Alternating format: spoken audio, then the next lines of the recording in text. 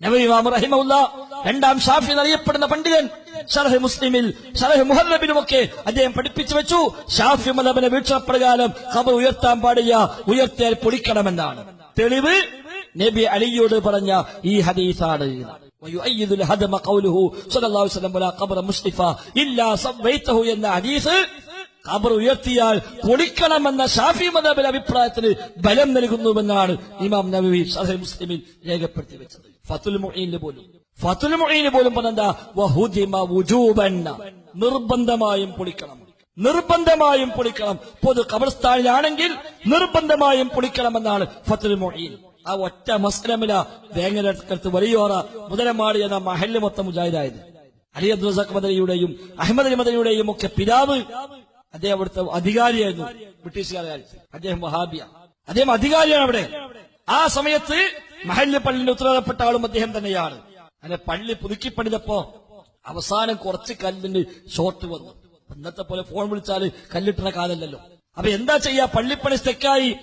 അപ്പൊ അവസാനം ഓരോ കൂടി ചർച്ച ചെയ്തിട്ട് പറഞ്ഞിട്ട് കാര്യം ചെയ്യാ, അവിടെ ആ പള്ളിപ്പറമ്പിൽ ആ കബറിനടുത്ത് കുറച്ച് കല്ലുണ്ട്, തൽക്കാലം കല്ലെടുക്കുക. ഈ കല്ല് വരുമ്പോ വേണേ നമുക്ക് അവിടെ വെക്കും ചെയ്യാം, ആറൊന്നുമില്ല, ഒരു കബറിനടുത്ത് കുറച്ച് കല്ലുകൾ വെച്ചിട്ടുണ്ട്.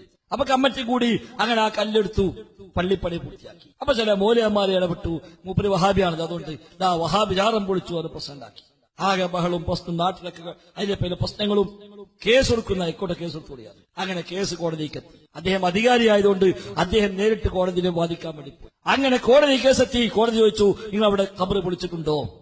അദ്ദേഹം പറഞ്ഞു, ഞങ്ങളുടെ നാട് ഷാഫി മദ്ഹബ് അനുസരിച്ച് പോണ നാടാണ്. അവിടെ ഷാഫി മദ്ഹബ് പ്രകാരം പൊതു ഖബർസ്ഥാനിൽ കെട്ടി ഉയർത്തിയാൽ നിർബന്ധമായും പൊളിക്കണമെന്നാണ്, അതുകൊണ്ടാണ് പൊളിച്ചത്.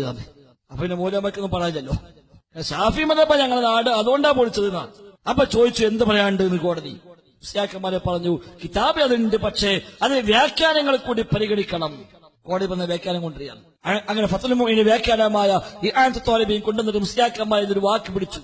ഇആനത്തുൽ ത്വാലിബീനിലുണ്ട്, ഇത് ഹാക്കിമിന്റെ ബാധ്യതയാണ്, ലാ അലൽ അഫ്രാദ്, വ്യക്തികൾ നടപ്പാക്കേണ്ടതല്ല, വ്യക്തികൾ ചെയ്യാൻ പാടില്ല, ഇത് ഭരണാധികാരി ചെയ്യേണ്ടതാണ്. അപ്പൊ അദ്ദേഹം അതെ, ഞാൻ അവിടുത്തെ അധികാരിയാണ്, അവിടെ ഞാൻ പൊളിച്ചാൽ ശരിയാണ്, ഇവരാരും പൊളിക്കാൻ പാടില്ല, എനിക്ക് പൊളിക്കാം, ഒരിക്കലും പൊളിക്കാൻ പാടില്ല. കോടതി ശരിവെച്ചു. അപ്പൊ യോഗ്യപ്പെട്ട ആൾ തന്നെയാണ് പൊളിച്ചിരിക്കുന്നത്, അതുകൊണ്ട് അത് ശരിയാണ്, ഷാഫി മദ്ഹബ് പ്രകാരം അങ്ങനെയാണ് വേണ്ടത് എന്ന് കോടതി ശരിവെച്ചു. അപ്പോഴാ നാടൻ വായിച്ച് പഠിച്ചോ, നമ്മൾ തിന്നാൻ കൊടുത്തിട്ട് ഓതുന്ന കിതാബിൽ ഇങ്ങനെ ഉണ്ടെങ്കിൽ ഈ ചങ്ങായിമായി കാലം വരെ പറന്നിട്ടില്ലല്ലോ, ഒരു മൊത്തം മുജാഹിദായി.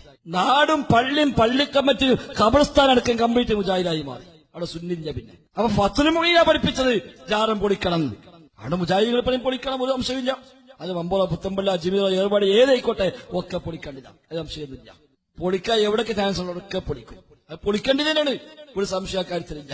അപ്പൊ എളുപ്പമുണ്ട്. തീവ്രവാദികൾ ജാലം പൊളിക്കലുണ്ട്, വഹാബികളും ജാലം പൊളിക്കുന്നു, അപ്പോൾ തീവ്രവാദി തന്നെ. ജാലം പൊളിച്ചിട്ട് തീവ്രവാദി ആകണമെങ്കിൽ ഒന്നാമത്തെ തീവ്രവാദി അള്ളാഹു റസൂലാകണം. റസൂൽ മക്ക ഫത്തഹിൽ ആദ്യം ചെയ്ത പണി എന്താ അറിയോ? ജാലം പൊളിക്കാൻ ആളെ പറഞ്ഞയച്ചതാ. മക്ക ഫത്തഹായപ്പോ 1-ാം തീയതി അള്ളാഹു റസൂൽ കൽപ്പിച്ച കൽപ്പന എന്താ? അലി ഇബ്നു അബീ ത്വാലിബിനെ വിളിച്ചോട് പറഞ്ഞു, ഇതാ 2 ദൗത്യം നിന്നെ ഏൽപ്പിക്കുക.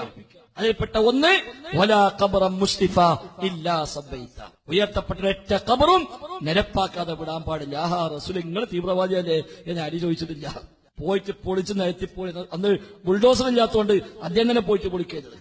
പിന്നീട് കുറച്ചു കാലം കഴിഞ്ഞു, റസൂലുള്ളാഹിന്റെ കാലശേഷം അലി ഇബ്നു അബീ ത്വാലിബ് ഖലീഫയായപ്പോ അലി പറഞ്ഞു, അബുൽ ഹയ്യാജുൽ അസ്അദിയെ വിളിച്ചിട്ട്, പണ്ട് നബി എന്നെ പറഞ്ഞൊരു പണിയുണ്ട്, ആ പണിക്ക് ഞാനിപ്പോ നിന്നെ പറഞ്ഞേക്കാണ്.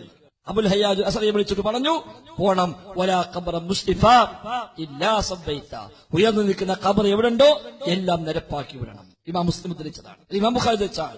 നബി തങ്ങൾ അലിയോട് പറഞ്ഞത് ഇമാം മുസ്ലിം ഉദ്ധരിച്ചു, അലി അബുൽ ഹയ്യാജിനോട് പറഞ്ഞത് ഇമാം ബുഖാരി ഉദ്ധരിച്ചു. ഇനിയോ ഇമാം ഷാഫി പറഞ്ഞു, ഖബർ കെട്ടിപ്പൊക്കാൻ പാടില്ല, പൊളിച്ചൊഴിവാക്കണം. അപ്പൊ അദ്ദേഹം തീവ്രവാദി ആയിക്കോട്ടെ. അദ്ദേഹം പറഞ്ഞ ഖബർ കുഴിക്കുമ്പോൾ കിട്ടിയ മണ്ണെത്രയാണോ അതിനേക്കാൾ അധികം മണ്ണ് പോലും ഉപയോഗിക്കാൻ പാടില്ല. കുഴിച്ചപ്പോ കിട്ടിയ മണ്ണ്, ആ മണ്ണ് മാത്രമേ മറമാടാൻ ഉപയോഗിക്കാൻ പാടുള്ളൂ, അധികം മണ്ണ് പോലും ഉപയോഗിക്കരുത്.